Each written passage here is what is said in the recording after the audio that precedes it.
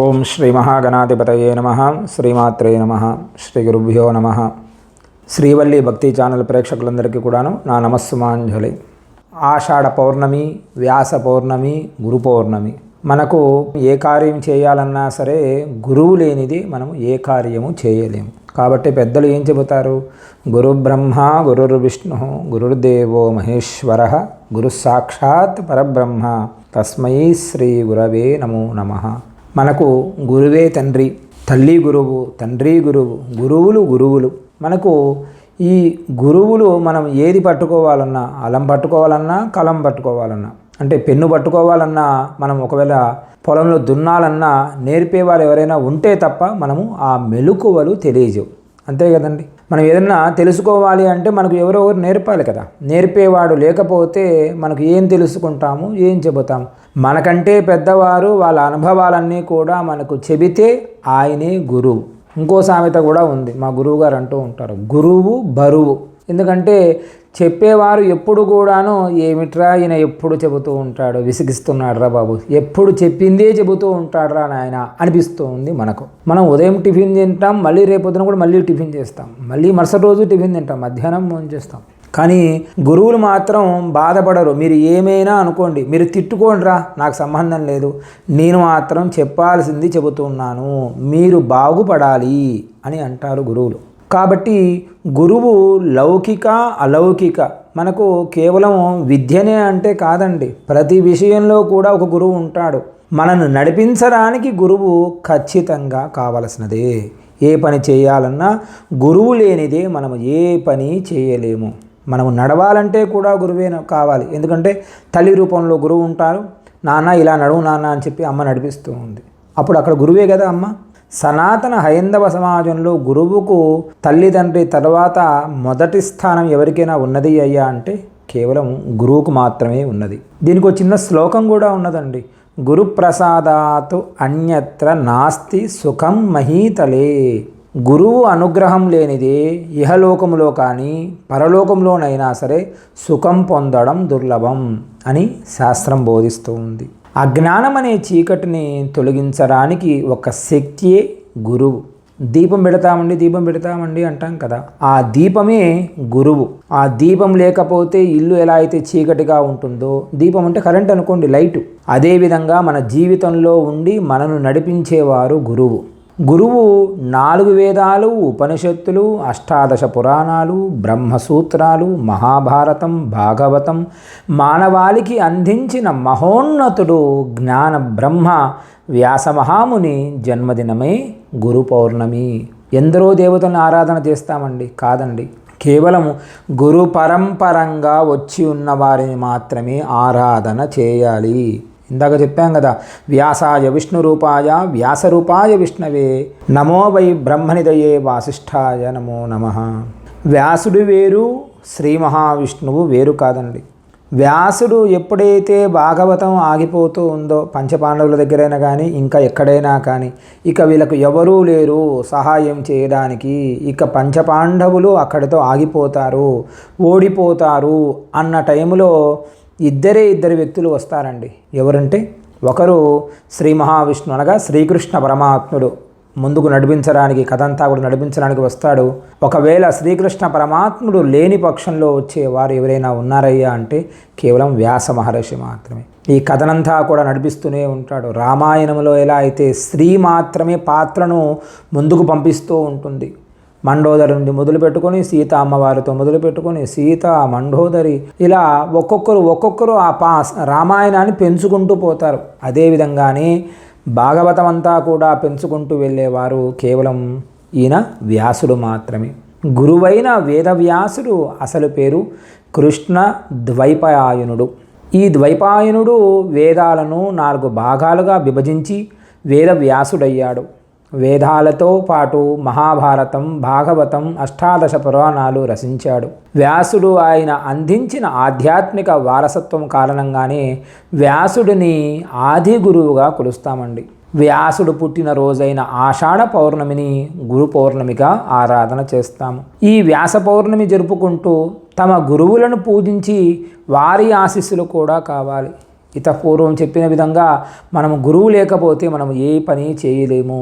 ఎందుకంటే మనిషి పుట్టినప్పటి నుండి మరణించేదాకా ప్రతి క్షణం ఏదో ఒక విషయాన్ని నేర్చుకుంటూనే ఉంటాం. అయ్యో నిన్న దెబ్బ తగిలింది, అలా చేయకుండా ఉంటే బాగుంటుండనే అనుకుంటాం. మళ్ళీ ఇదే వస్తుంది మనకు. అయ్యో ఆలోచించలేకపోయాను, నిన్న జరిగింది కదా అని అనుకుంటూ ఉంటాము. ఎప్పటికప్పుడు మనకు దెబ్బలు తగిలి రాటు పడిపోవడం అంటారు. అప్పుడు రాటు పడిపోవడం అంటే అనుభవం వస్తుంది. ఈ అనుభవం పిల్లలకు నేర్పుతాం. వద్దురా నాయన వెళ్ళకురా, దెబ్బ తగులుతుంది అని ముందుగా చెప్తాం కదా.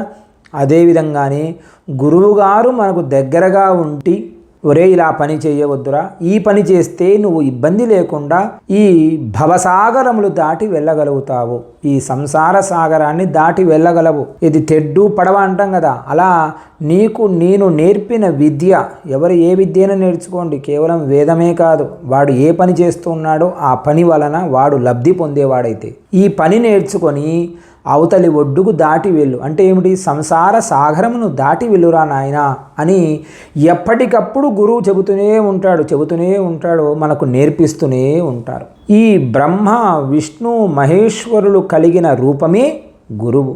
అందుకే మాతృదేవో భవ, పితృదేవో భవ, ఆచార్య దేవో భవ, అతిథి దేవో భవ అని అంటారు. తల్లిదండ్రులు అంతటి స్థానాన్ని పొందేది గురువు మాత్రమే. గురువును బ్రహ్మ విష్ణువు మహేశ్వర స్వరూపంగా పూజించే ఉత్కృష్టమైన సంస్కృతి మనది. గు అంటే అంధకారము. గురువు అంటాం కదా. గు అంటే అంధకారము. చీకటి అన్న అర్థము. రు అంటే తొలగించడం. అజ్ఞానం అనే చీకటిని తొలగించేది ఎవరయ్యా అంటే గురువు. సాక్షాత్తు బ్రహ్మ అనడంలో మనకు సందేహమే లేదు. ఎందుకంటే అద్వితీయమైన వారు గురువు మాత్రమే. గురు పరంపరలకు ఆలవారం మన భారతదేశం. గురుకుల విద్యా విధానం అమలులో ఉన్న కాలంలోనే గురువు దైవంతో సమానమని పూజించబడ్డారు. ఆ గురువులు కూడా శిష్యులను తమ కన్న బిడ్డల వలె చూసుకుంటారు. మా గురువుగారు ఎవరున్నా లేకపోయినా సరే, ఏమి తిన్నా లేకపోయినా సరే, ఒరే వాళ్ళు వచ్చారా పెట్టండ్రా అని చెప్పి ఆయన ఉన్నదాలిలోనే గురువుగారు ఎప్పుడు ఆహారాన్ని అందరికీ కూడా పెడుతూ ఉంటారు. అంటే ఏమిటి? తన పిల్లల కంటే ఎక్కువగా చూసుకుంటారు గురువు. ఈ గురు పౌర్ణమిని పురస్కరించుకొని గురువులను స్మరించడం వల్ల సాక్షాత్తు బ్రహ్మ విష్ణువు మహేశ్వరుడిని పూజించిన పుణ్య ఫలం మనకు లభిస్తుంది. మరి గురు పౌర్ణిమ ఎందుకు జరుపుకోవాలండి అనేవారు చాలామంది ఉన్నారు. ఆదియోగి ఆది గురువైన మహాశివుడు ఆషాఢ పౌర్ణమి నాడు సప్తర్షులకు జ్ఞానబోధ చేశాడని శివపురాణం చెబుతూ ఉంది.